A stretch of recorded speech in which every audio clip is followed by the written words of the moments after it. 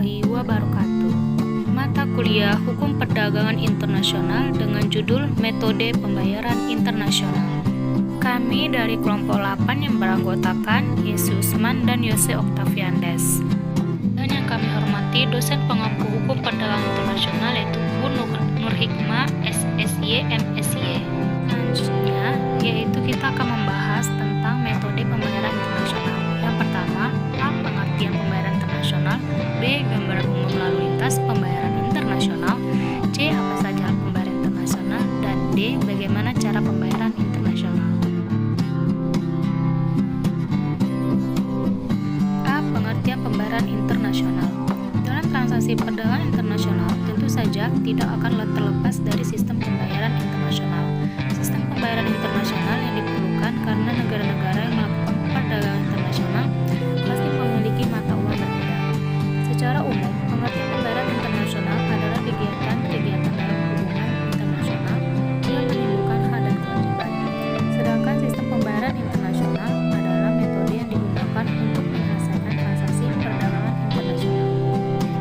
Dalam transaksi perdagangan internasional, sistem pembayaran dilakukan lebih kompleks.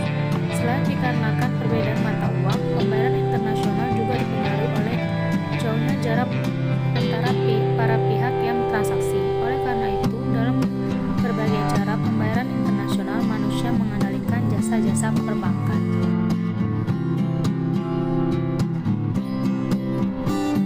B. Gambaran umum lalu lintas pembayaran internasional. Transaksi pembayaran daerah tidak akan menjumpai masalah-masalah seperti yang dijumpai dalam lalu lintas pembayaran internasional. Oleh karena semua daerah kekuasaan sebuah negara pada umumnya menggunakan mata uang yang sama, sedangkan pembayaran dengan menggunakan cek atau giro akan hanya merupakan pemindahan bukuan perkiraan bank saja dari saldo kredit pembayaran ke saldo kredit pembayaran. Dalam lalu lintas pembayaran antar negara tidak demikian halnya. Misalnya seorang import Indonesia membeli sejumlah barang dari seorang eksportir di Amerika Serikat. Transaksi jual beli ini pelaksanaan pembayaran lebih kompleks dibandingkan dengan pembayaran yang timbul adanya transaksi jual beli antara dua orang penduduk yang tinggal pada satu negara yang sama. Hal ini disebabkan antara lain karena mata uang yang berlaku di Amerika Serikat berbeda dengan mata uang yang berlaku di negara kita. Maka uang yang berlaku di negara kita adalah rupiah, sedangkan mata uang yang berlaku di Amerika Serikat adalah US dollar.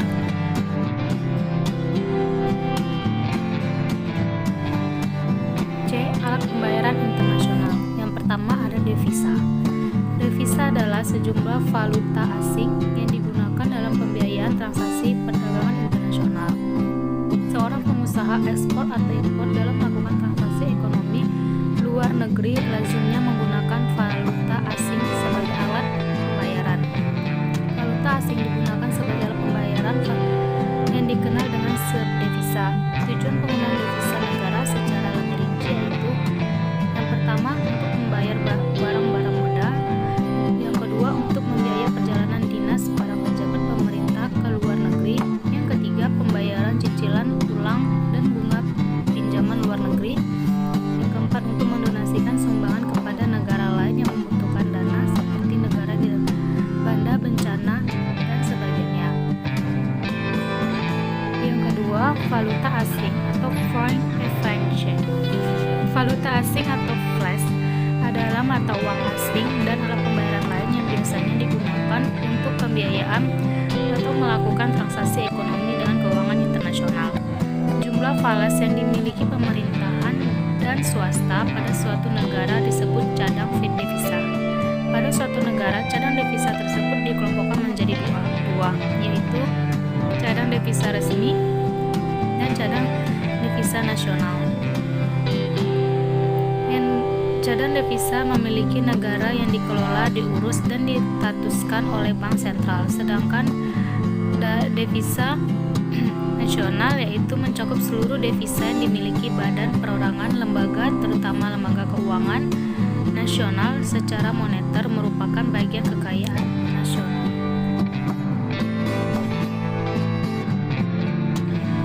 D. Cara pembayaran internasional. Yang pertama pembayaran tunai atau cash payment. Pembayaran dengan cara tunai pada umumnya digunakan dengan mata uang negara atau domestik, dengan mata uang asing, melalui bank. Transaksi pembayaran tunai antar negara yang bersangkutan bisa langsung dilakukan. Pembayaran dilakukan biasanya pada saat barang dikirim oleh ekspor menggunakan cek. Karena yang pertama memperlakukan persediaan kas yang cukup besar. Yang kedua harus berdasarkan rasa percaya dengan kejujuran yang eksportir. Yang ketiga mungkin terjadinya kehilangan modal karena barang yang diterima kemudian. Yang keempat melihat kondisi yang ada, banyak menggunakan pembayaran dengan cara ini. Di sisi lain meringankan importir mempunyai keterbatasan dana atau finansial. Yang B, open account. Pembayaran open account adalah kebalikan dari cara tunai. Dengan pembayaran open account, barang dikirim kepada importir tanpa dilengkapi dengan surat perintah membayar atau dokumen resmi lainnya. Risiko pembayaran dalam open account ditanggung sepenuhnya oleh eksportir. Jika antara penjual dan pembeli sudah saling kenal, cara ini tentunya akan lebih efisien, keadaan ekonomi politik stabil hingga terhindar dari risiko perubahan kurs. Cara pembayaran ini dilakukan dengan mengirim barang kepada importir tanpa dilengkapi dengan dokumen atau perintah pembayaran. C. Letter of credit. Cara pembayaran letter of credit ini banyak digunakan oleh penjual dan pembeli pada umumnya dalam transaksi ekspor dan impor. Letter of credit adalah surat jaminan atas transaksi jual beli barang antar negara yang dikeluarkan oleh pihak bank atau issuer saat menggunakan pembayaran letter of credit. Ada syarat yang harus dilengkapi seperti dokumen yang dikeluarkan oleh suatu perusahaan jasa dan pengiriman yang berisi pemberitahuan barang dikirimkan, bill of lading, dan sertifikat asal negara. D. Commercial bill of exchange atau trade bill adalah surat perintah kepada pembeli untuk membayar sejumlah uang tertentu di waktu yang telah ditentukan. Divisi ini menyebutkan bahwa commercial bills of exchange atau surat wesel dagang adalah kesepakatan yang dibuat oleh eksportir dan importir dengan menarik wesel dari importir sejumlah harga barang yang terdapat pada kontrak dagang.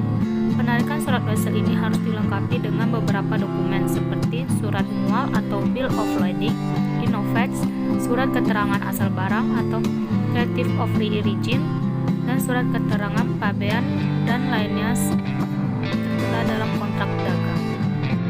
E. Kompensasi pribadi atau private compensation adalah cara penyelesaian transaksi utang piutang antara impor atau ekspor dengan mengalihkan kepada seorang penduduk yang masih dalam satu negara. F. Pembayaran konsinyasi atau konsimen. Pembayaran dilakukan setelah barang yang dikirim oleh terjual seluruh sebagian merupakan metode pembayaran konsinyasi. Jika antara penjual dan pembeli seorang sudah saling mengenal dengan baik, biasanya akan melakukan transaksi pembayaran konsinyasi ini. Jadi status barang yang akan dijual adalah barang titipan yang berjangka waktu tertentu dan menyangkut soal pembayaran. G. Advance payment. Pembayaran ini dilakukan dengan cara pembelian memberikan dan kepada penjual sebelum barang pesanan tersebut dikirim. H. Countertake atau imbalan beli. Pembayaran ini disebut juga sebagai perdagangan timbal balik karena penjual dan pengirim sejumlah barang kepada pembeli sekaligus membeli kembali barang dari rekannya itu sesuai dengan nilai barang yang telah dijual.